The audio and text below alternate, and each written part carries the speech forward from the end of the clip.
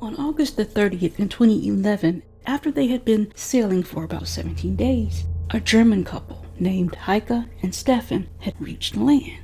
They had made it to Fatu Hiva in the Marquesas Islands of French Polynesia. The island came into view just like something from a movie. To them, they had found Eden, and Eden was lush with beautiful turquoise blue waters. The Marquesas archipelago is about 750 miles northeast of Tahiti. The couple had been sailing around the world for about 3 years when they stopped at another island within the Marquesas Islands, and it's called Fatu Hiva. They made it here on September the 16th. This picture was taken just a little while after they arrived on the island. Heike was 37 and Stefan was 40. He was a former business advisor who decided to travel the world, and he kept a blog of his travels. Once they arrived on the island, it wouldn't be long before the couple would meet a local man with a big smile who promised to give them an authentic experience and show them what tourists don't normally see. This was exactly what they were hoping for because they considered themselves travelers, not tourists. They wanted to meet the locals and get to know them. They would have bonfires with them. They learned about traditional drumming and about their culture. They were invited to home-cooked meals with the locals. They remained on Fatu Hiva in the Marquesas Islands for about 6 weeks, which was twice as long as they had originally planned. So on their second to last day, they sailed to the remote island of Fatu Hiva, which is where season 4 of Survivor was filmed in 2001. This particular island is so isolated that you can go miles without seeing another person. It's one of the world's most remote locations.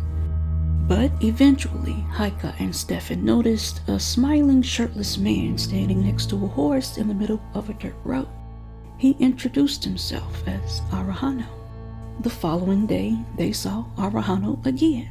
Stefan and Heike had plans to leave the next morning, but Stefan asked Arahano, who was a hunting guide, to take him on a traditional goat hunt. It was something that was on his bucket list. So Stefan asked Arahano if he should bring his gun, but Arahano said no, that wouldn't be necessary. Heike watched the men walk into the jungle, and hours went by, and around 6 p.m. she heard someone calling her name from the darkness in the forest. It was Arahano, but he was alone. She asked Arahano where was Stefan, and Arahano replied with injured, accident, forest. He spoke French and a little bit of English. Heike spoke German and she spoke English well, but she didn't speak French well, so they had a hard time communicating. She and Arahano get into his dinghy, and once they reached the beach, she started walking to get help while she kept calling Stefan's name, but there was no answer. She asked Arahano again, where is Stefan? This time he said, I don't remember where I put him. So she screamed at him and she said, you don't remember? You idiot, how could that be? She told Arahano that she was going to get help, but she stopped after a few minutes because she could no longer see the trail clearly. She then sensed that someone was behind her. It was Arahano, and he was pointing a shotgun at her head. He looked right into her eyes and he told her that she was going to die. He then started to choke her. She thought she was about to die.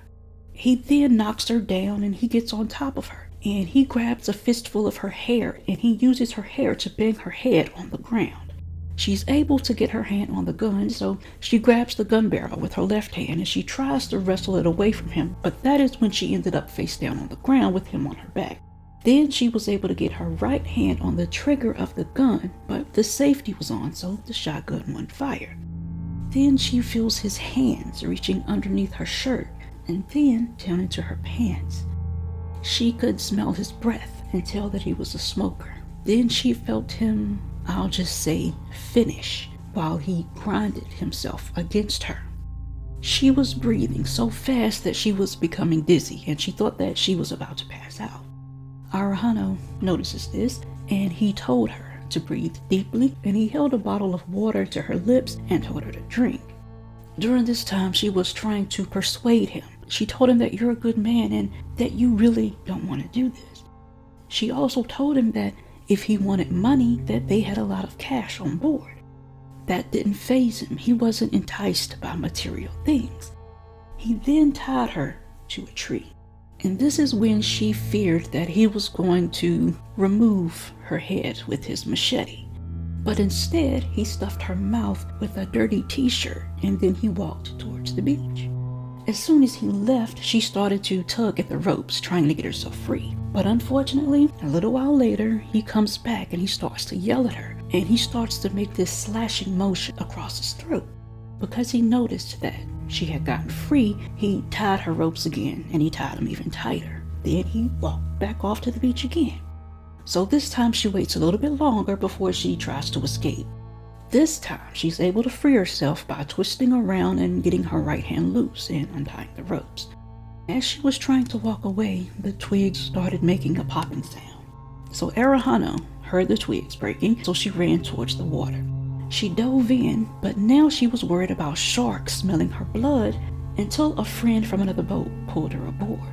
Police were then notified via a satellite phone and they searched the jungle all night, but they couldn't find Arahano or Stefan. They looked for 2 days without success, but on the third day, the authorities summoned Heike. Once she arrived to where they were, she noticed how quiet everyone was when she arrived, so she knew the news was bad. They told her they'd found a campfire that was 3 times larger than a normal fire that a hunter would have. In the embers, they found human remains. They believed the remains were Stefan's.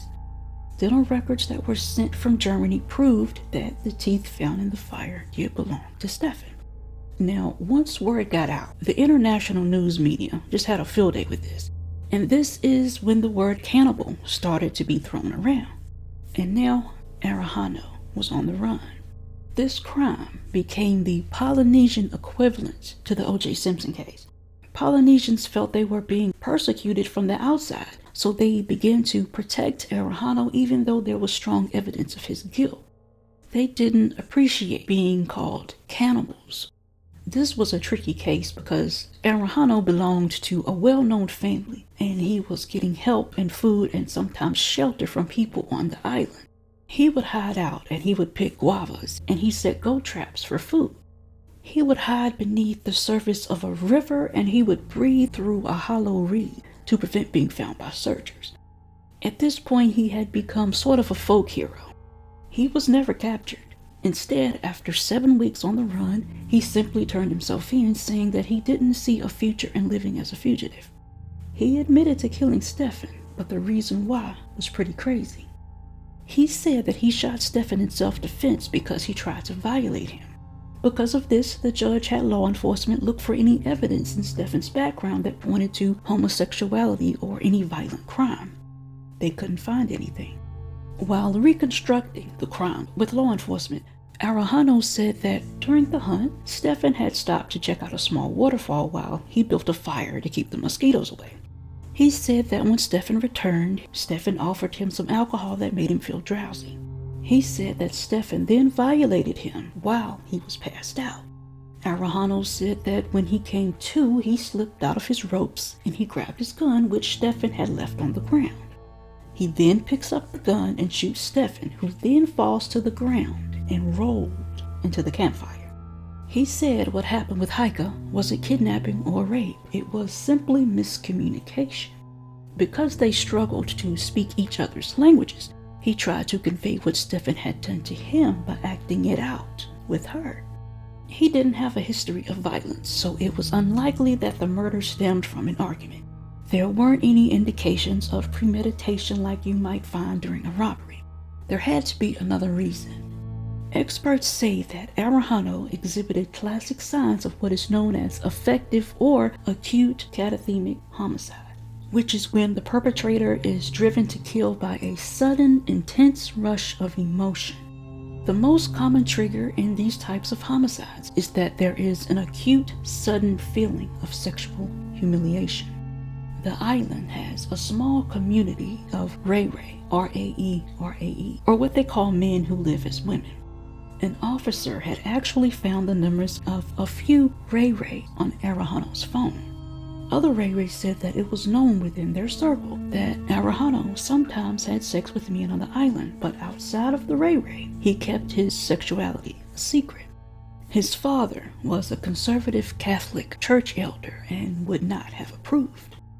Now with Stefan, he loved the water and he rarely missed an opportunity to take a swim, and he usually swam in the nude. So when he and Arahano stopped at the waterfall, and if he was nude and did take a swim, Arahano may have misinterpreted that as flirtation.